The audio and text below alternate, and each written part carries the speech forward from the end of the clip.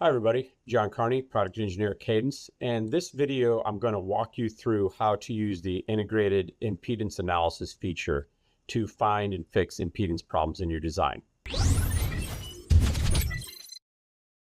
These workflows are designed to allow you to just kind of work your way from top to bottom through picking the type of analysis you want.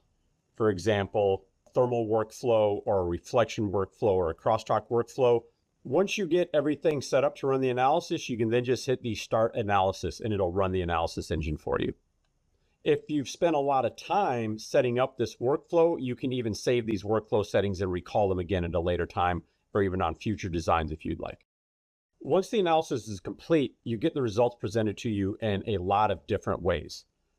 Firstly, and most notably, once the analysis is run, over here you can choose to view impedance visions. And then it's going to overlay on the design canvas colors representing the different impedance values measured during the analysis.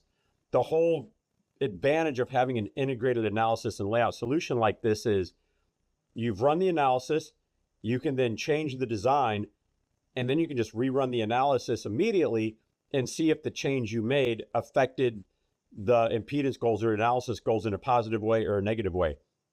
So this really allows you to find and fix issues very quickly.